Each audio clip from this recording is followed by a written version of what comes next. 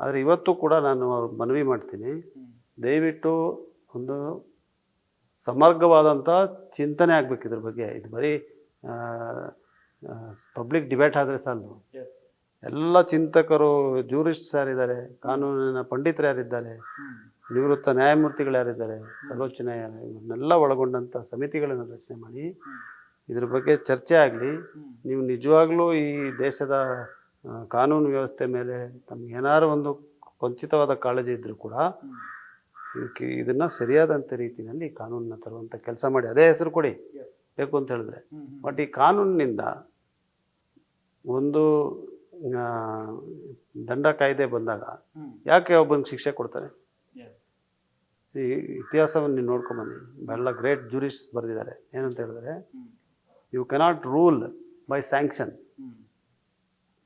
ಶಿಕ್ಷೆ ವಿಧಿಸ್ತೀನಿ ಅಂಥೇಳಿ ಆಡಳಿತ ಮಾಡ್ಲಿಕ್ಕೆ ಸಾಧ್ಯ ಇಲ್ಲ. ಯಾವಾಗ ನೀವು ಅಪರಾಧನ ತಡೀಲಿಕ್ಕಾಗೋದಿಲ್ಲ, ಯಾವ ಕಾಯ್ದೆ ಇದ್ದರೂ ಪ್ರಯೋಜನ ಇಲ್ಲ. ಅಪರಾಧ ಮೇಲೆ ತಾನೆ ಶಿಕ್ಷೆ ಕೊಡೋದು. ಸೊ ಈ ಕಾಯ್ದೆಯ ಮೂಲ ಉದ್ದೇಶ ಅಪರಾಧವನ್ನು ತಡೀಲಿಕ್ಕಿರ್ಬೇಕಂದ್ರೆ it must act as a deterrent. ಯಾವಾಗ ಡಿಟರೆಂಟ್ ಆಗುತ್ತೆ? ಕನ್ವಿಕ್ಷನ್ ಆದಾಗ ಡಿಟರೆಂಟ್ ಆಗುತ್ತೆ ಅಲ್ವಾ? ಎಷ್ಟು ಪರ್ಸೆಂಟೇಜ್ ಇದೆ ಕನ್ವಿಕ್ಷನ್? 97% ಎಕ್ವಿಟಲ್ಸ್ ಇದೆ, 3% ಕನ್ವಿಕ್ಷನ್ ಇದೆ. ಹೇಗೆ ತಡೆ ಹಿಡಿತೀರಾ? 100ರಲ್ಲಿ 97 ಜನ ಪ್ರಕರಣಗಳಿಂದ ಹೊರಗಡೆ ಹೋಗ್ತಾ ಇದ್ದಾರೆ ಅಂತ ಹೇಳಿದ ಮೇಲೆ ಹೇಗೆ ತಡೆ ಹಿಡಿಯಕ್ಕೆ ಸಾಧ್ಯ ಇದೆ?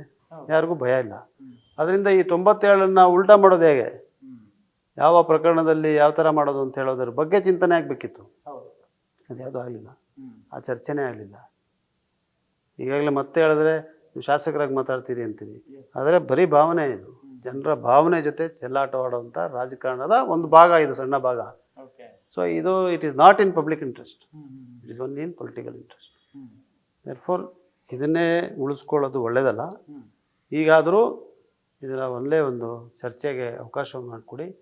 ಭಾಳ ದೊಡ್ಡ ಮೇಧಾವಿಗಳು, ಕಾನೂನು ಮೇಧಾವಿಗಳು ಈ ದೇಶದಲ್ಲಿದ್ದಾರೆ. ಇನ್ನು ಅಂಥವ್ರನ್ನ ಬಳಸಿ, ಅಂಥವ್ರ ಜೊತೆ ಚರ್ಚೆ ಮಾಡಿ, ಅಂಥವ್ರು ತಂದು ಕೊಟ್ಟಂಥ ಬದಲಾವಣೆಗಳನ್ನ, ತಿದ್ದುಪಡಿಗಳನ್ನ ಇರುವಂಥ ಕಾಯ್ದೆಗೆ ತನ್ನಿ. ಇಂಡಿಯನ್ ಪೀನಲ್ ಕೋಡ್ ಆಗಿದ ತಕ್ಷಣ ಅದು ಯಾವುದೋ ಬೇರೆ ದೇಶದ ಕಾನೂನಲ್ಲ, ನಮ್ಮ ದೇಶದ ಕಾನೂನು. ನಮ್ಮ ದೇಶದ ಕಾನೂನಿನ ಸಂಪೂರ್ಣವಾದಂಥ ವ್ಯವಸ್ಥೆಯನ್ನು ಇಷ್ಟು ವರ್ಷದಿಂದ ಕಾಪಾಡ್ಕೊಂಡು ಬಂದಿದೆ ಅದು. ಸೊ ಅದಕ್ಕೆ ತಿದ್ದುಪಡಿಯನ್ನು ತನ್ನಿ.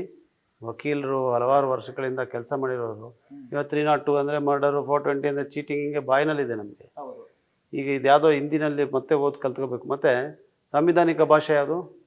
ಸಂವಿಧಾನಿಕ ಎಲ್ಲ ನ್ಯಾಯಾಲಯಗಳ ಸಾಂವಿಧಾನಿಕ ಭಾಷೆ ಆಂಗ್ಲ ಭಾಷೆ. ನೀವು ಕಾನೂನನ್ನು ಈ ಹಿಂದಿ ಭಾಷೆನಲ್ಲಿ ತರ್ತೀವಿ ಅಂತ ಹೇಳಿದ್ರೆ ಅದೇ ಥರ ಇದೆಯಲ್ಲ ಅದು. ಅದರಿಂದ ಇದನ್ನೆಲ್ಲ ಬಿಟ್ಟು, ಕೈ ಬಿಟ್ಟು ಒಳ್ಳೆಯ ಒಂದು ತಿದ್ದುಪಡಿಗಳನ್ನು, ಒಳ್ಳೆಯ ಒಂದು ಮುನ್ನಾಲೋಚನೆ ಇರುವಂಥ ಕಾನೂನುಗಳನ್ನು ಇರುವಂಥ IPC CRPC ತಂದಿರೋದು ಸೂಕ್ತ ಇತ್ತು ಅನಿಸ್ತದೆ. ಗ್ಯಾರಂಟಿ ನ್ಯೂಸ್, ಸುದ್ದಿ ಖಚಿತ, ನ್ಯಾಯ ನಿಶ್ಚಿತ.